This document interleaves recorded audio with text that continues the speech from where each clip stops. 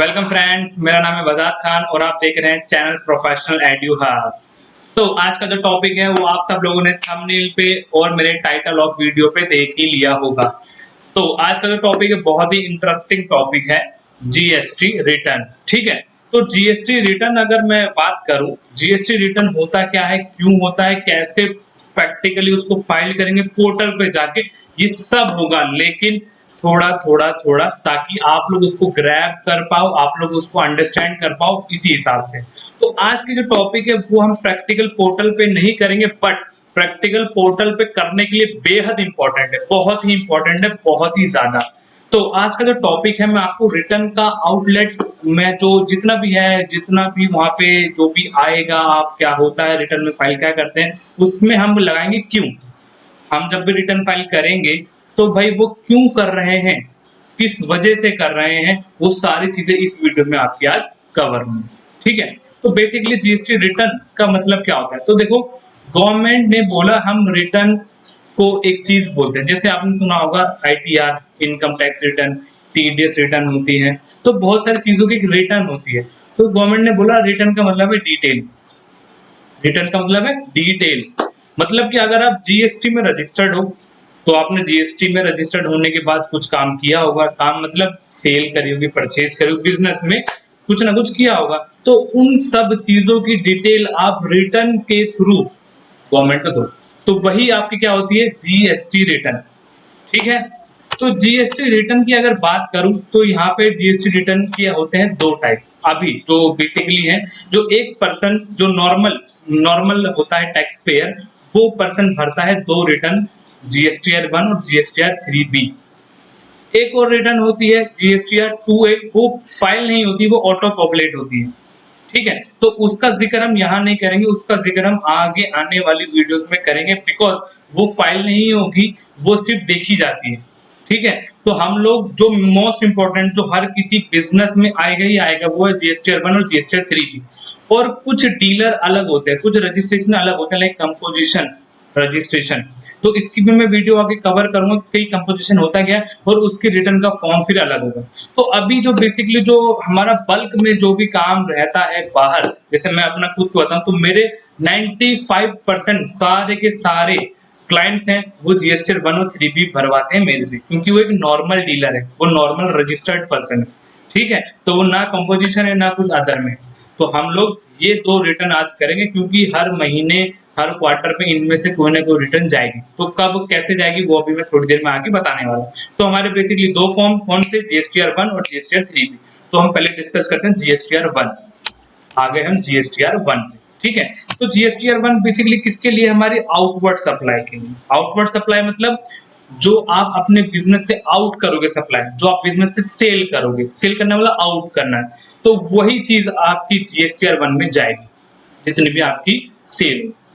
अब इसका जो टाइम पीरियड होता है वो टाइम पीरियड होता है दो, टर्नओवर के बेस पे अभी के लिए दो। आप मंथली भी भर सकते हो और आप क्वार्टरली और मंथली दोनों भर सकते हो, बट ये कब और क्यों, जब आपका टर्नओवर 1.5 करोड़ रुपए से ऊपर चला गया, turnover in a year, like मैं आज बैठा हूं, देखो हमारा फाइनेंशियल ईयर होता है 1 अप्रैल से 31 मार्च तक। ठीक है, तो किसी भी पर्सन का टर्नओवर 1 अप्रैल से 31 मार्च तक 1.5 करोड़ से ऊपर चला गया, तो अब वो पर्सन जब भी रिटर्न फाइल करेगा वो मंथली बेस पे करेगा। ठीक है, और अगर किसी ने मंथली बेस पर रिटर्न फाइल कर ली तो उसकी जो ड्यू डेट होगी वो ड्यू डेट होगी, जैसे मैं आज इस महीने की बात करता हूँ, लाइक मैं बैठा हूँ मार्च में, मैं मार्च मंथ की बात करता हूँ या अप्रैल मंथ की बात करता हूँ या जून मंथ की बात करता हूँ। तो अगर मैं मार्च महीने की रिटर्न फाइल करूंगा तो मुझे अगले महीने की 11 तारीख तक सबमिट करना है, मतलब मार्च की 11 अप्रैल तक, ऐसी अप्रैल की 11 मई तक, ऐसी मई की 11 जून तक। ठीक है, तो ये हमारा लॉ में लिखा हुआ है कि आपको 11 नेक्स्ट मंथ ऑफ 11 आपको क्या करना है, रिटर्न फाइल करनी है, अगर आप मंथली बेस पे हो। लेकिन बात आती है अगर टर्नओवर 1.5 करोड़ से कम हुआ तो मेरे पास ऑप्शन, मेरे पास क्या है, मेरे पास ऑप्शन है, मैं क्वार्टरली और मंथली दोनों की दोनों ऑप्शन में से एक कोई से भी ऑप्ट कर सकता हूँ। ठीक है, तो मान लो अगर मंथली ऑप्ट कर लिया मैंने 1.5 करोड़ से नीचे, तो वही सेम नेक्स्ट मंथ ऑफ 11 तारीख तक हम उस महीने की रिटर्न फाइल कर देंगे, मार्च की 11 अप्रैल तक, अप्रैल की 11 मई तक। लेकिन अगर मैं क्वार्टरली बेस की बात करूं कि क्वार्टर मतलब अप्रैल मई जून, तो ये क्वार्टर हो गया, जून जुलाई अगस्त ये दूसरा क्वार्टर हो गया, तो अप्रैल मई जून एक क्वार्टर की रिटर्न में भर सकता हूँ जुलाई एंड तक, मतलब नेक्स्ट महीने की एंड तक, जुलाई एंड तक। ऐसी जुलाई क्या नाम आपका अगला क्वार्टर आ गया जुलाई अगस्त सितंबर, तो सितंबर का अक्टूबर लास्ट तक, तो एक महीने का टाइम होता है जब आपका क्या होगा क्वार्टरली बेस पे रहेगा। बट अब यहाँ पे एक क्या होती है, जो ड्यू डेट है ये तो लॉ में लिखी हुई है, ठीक है, लेकिन ड्यू टू कोविड या due to any reason government अपनी डेट्स को अपडेट करती रहती है ताकि हमको इजी रहे।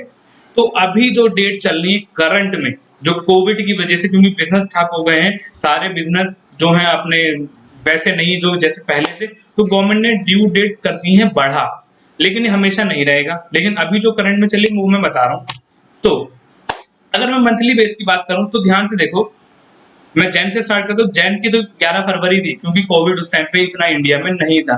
फेब की बात करूं 11 मार्च तक। लेकिन अगर मार्च की बात करूं तो भाई मार्च में ही लगा लॉकडाउन, बिजनेस हो गया ठप, सबको रोक दिया गया था। आप सबको पता ही होगा अच्छे से, आप लोग भी घर पे हो गए, होप सो सेफ भी हो, आई विश कि सेफ ही रहो।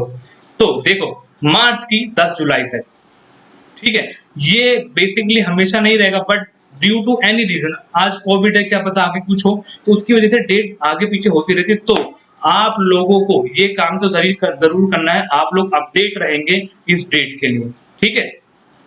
फिर अप्रैल की 24 जुलाई, मई की आपकी 28 जुलाई, जून की आपकी 5 जुलाई। तो ये हो गए आपकी मंथली रिटर्न। अब चलते हैं क्वार्टरली पे। तो क्वार्टरली देखो, क्वार्टरली बेस पे आपकी जो भी रिटर्न की ड्यू डेट है ध्यान से देखिए, जैन फेब मार्च जो नीचे लिखा है उसकी 17 जुलाई तक है, मींस अब आगे आगे आने वाली डेट में, और अप्रैल मई जून की 3 अगस्त तक, ठीक है। तो ये आपकी बेसिकली आज ड्यू डेट है, बट ये हमेशा नहीं रहेंगी, मैं आपको पहले ही बोल रहा हूँ। जो मैंने पहले बताई थी वो आपकी लॉ में लिखी हुई है और वैसे ही चलेंगी जब आपका सारी सिचुएशन नॉर्मल हो जाएगी। आगे चलते हैं। जब हम GSTR 1 पढ़ते हैं तो उसका ना कुछ इंटरफेस आता है, उसमें बहुत सारे ऑप्शन होते हैं। 3B में इतने ऑप्शन नहीं होते, और 2 ऑप्शन होंगे मैं उसी वीडियो में कवर करूंगा, लेकिन 1 में बहुत सारे ऑप्शन होते हैं। तो मुझे इस वीडियो में उसी को कवर करना था मेनली, ताकि जब मैं वहां पे काम करके आपको बताऊं कि इसमें ये आएगा उसमें वो आएगा, वो आप यही के यही जान लो कैसे क्यों कहाँ, ठीक है। देखते हैं, पहला आता है B2B, registered to registered person. इसका मतलब क्या होता है कि आपको क्या करना है, इससे पहले आपको क्या करना है, आपको जितने भी सेल करिए आप सेल के बिल अपने हाथ में रख लो, या जो जिसमें भी फाइल में लगा है वो फाइल उठा लो, ठीक है। अब फाइल में से आपको छाटना है जो मैं अभी बता रहा हूँ, ठीक है। जैसे B2B इनवॉइस मींस उन इनवॉइस में से ऐसे इनवॉइस निकालो जो कौन से इनवॉइस है, रजिस्टर्ड टू रजिस्टर्ड, मतलब आप भी रजिस्टर्ड हो GST में और सामने वाला भी रजिस्टर्ड है, और आपने वैसे पर्सन को सेल करिए, वो बिल निकाल के रख दो अलग जितने भी हैं, क्योंकि इनकी डिटेल सेपरेट जाती है GSTR 1 में, इसीलिए। दूसरा जो बिल आपको सेपरेट निकालना वो निकालना है B2C लार्ज का। अब B2C का मतलब जैसे B2B होगा रजिस्टर्ड टू रजिस्टर्ड, B2C हो गया रजिस्टर्ड टू अनरजिस्टर्ड। पहली बात तो ये, ठीक है, रजिस्टर्ड वाले सारे ऊपर, लेकिन अनरजिस्टर्ड वाले आगे आएंगे। लेकिन इस B2C ब्रैकेट में लार्ज में कौन सा जाएगा, तो B2C लार्ज में जाएगा आपका वो वाले इनवॉइस, जो इनवॉइस कौन से होंगे, पहला मैं इसमें तीन कंडीशन एक साथ फुलफिल करनी है। पहला मैं रजिस्टर्ड, सामने वाला अनरजिस्टर्ड। दूसरा जो सामने वाला अनरजिस्टर्ड है वो मेरे स्टेट में नहीं है, वो कहीं और स्टेट में बिजनेस करता है, लाइक मैं दिल्ली में तो वो हरियाणा में, गोवा में, छत्तीसगढ़, जहां मर्जी, ठीक है। तो मैं अगर दिल्ली में हूं तो मेरे स्टेट को छोड़ के कहीं पे भी हो, दूसरी कंडीशन। तीसरी कंडीशन, उसको जब मैंने सेल कही तो उस इनवॉइस की वैल्यू, उस बिल की वैल्यू 2.5 लाख रुपए से ऊपर की होगी। तो समझ गए, 3 कंडीशन एक साथ पूरी करनी है, तो वैसे बिल आप सेपरेट करोगे क्योंकि वो B2C लार्ज में जाएगा। मतलब कि मैं रजिस्टर्ड वो अनरजिस्टर्ड, लेकिन वो मेरे स्टेट में नहीं कहीं और स्टेट में बिजनेस करता है मेरे स्टेट को छोड़ के। तीसरा, उस बिल की वैल्यू, सिंगल बिल की वैल्यू 2.5 लाख रुपए से ऊपर होगी। तो ऐसे बिल आपके B2C लार्ज में जाएंगे, और जो इसके अलावा कोई बच गए वो जाएंगे आपके B2C स्मॉल या अदर्स में। तो B2C स्मॉल बोलते हैं इसको, लेकिन आपके रिटर्न में B2C अदर्स होगा, तो आप कंफ्यूज मत होना, दोनों एक ही हैं। आगे चलते हैं, credit note debit note registered, credit note debit note unregistered का मतलब क्या होता है। अब क्रेडिट नोट डेबिट नोट क्यों यूज होता है मैं पहले बता दूं। भाई आपने सेल करी तो क्या जरूरी है कि आपकी हर सेल सक्सेसफुल हो, वापस भी तो आ जाती है, सही बात है कि नहीं? क्या पता सामने वाले को पसंद नहीं आया वो रिटर्न कर देगा, क्या पता सामने वाले को वो चीज नहीं मिली जो उसने मांगी थी वो वापस रिटर्न कर देगा। ठीक है, तो ऐसी चीजों के लिए डेबिट नोट और क्रेडिट नोट का यूज किया जाता है।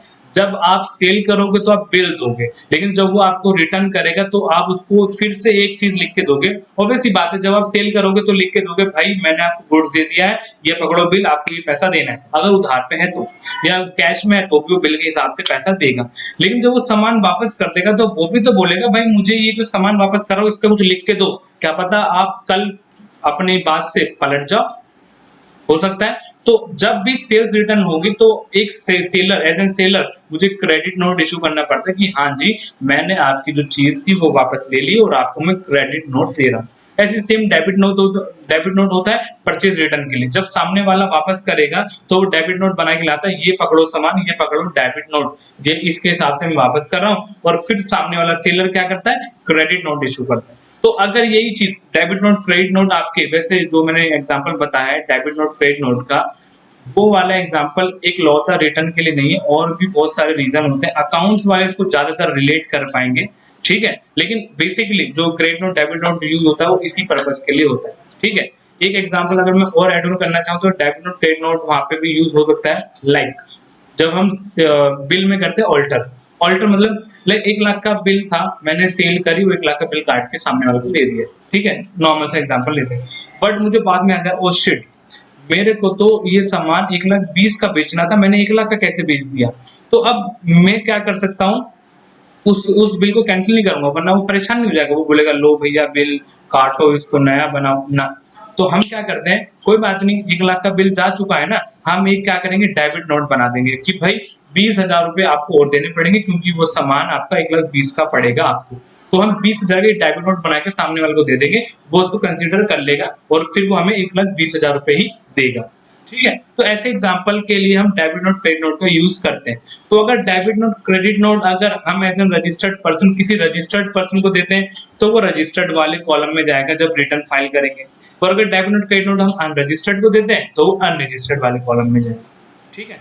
फिर उसके बाद एक आता है आपका एक्सपोर्ट इनवॉइस, मतलब कि आप एज ए सेलर बहुत बड़े ट्रेडर हो और आप अपना सामान दूसरे कंट्रीज में भी बेचते हो, तो आप वो वाले बिल अलग से बनाओ और अलग से उसको रखो, एक्सपोर्ट इनवॉइस, ठीक है। तो ये सारे के सारे इनवॉइस जो भी मैंने बताया, ये सारे बिल हैं, ये कोई ना कोई डॉक्यूमेंट है, आपको क्या करना है, छाट लेना है आपके जितने भी टोटल इनवॉइस है, क्योंकि ये सारी चीजें अलग से मेंशन होंगी जीएसटीआर 1 में, ठीक है।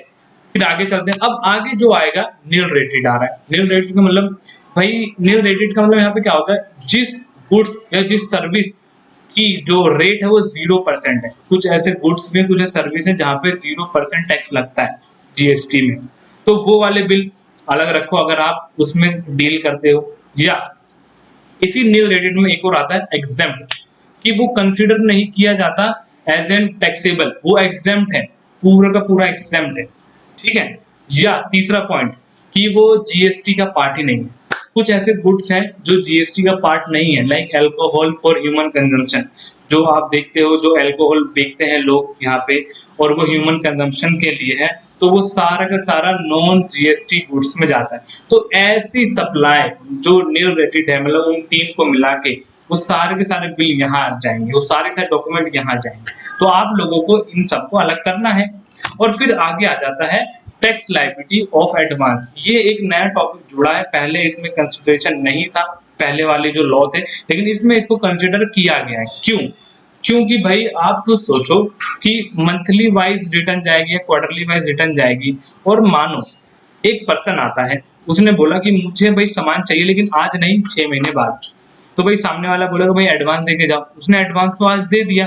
तो भाई तुम्हारी अगर इनकम, तुम्हारा अगर रेवेन्यू आज ही बढ़ रहा है ड्यू टू एनी रीजन, तो गवर्नमेंट बोलेगी कि भाई हमें भी टैक्स दो, क्योंकि आप अगर रेवेन्यू कमा रहे हो तो ड्यू टू गुड्स या ड्यू टू सर्विस कमा रहे हो, तो आपको अगर पैसा मिल गया तो हमें भी क्या करो, पैसा दो। तो इसके थोड़े से आपके कुछ लॉ पार्ट हैं जो लॉ की चीजों को कंसिडर करना है, तो ये भी हम आगे आने वाली वीडियोस में कवर करेंगे, लेकिन अभी हम जीएसटीआर 1 पे ही फोकस करेंगे अच्छे से, ठीक है। तो इसकी जो अगली वाली वीडियो है वो फुल्ली प्रैक्टिकल होगी, जीएसटीआर 1 ऑन पोर्टल, बिल्कुल ठीक है।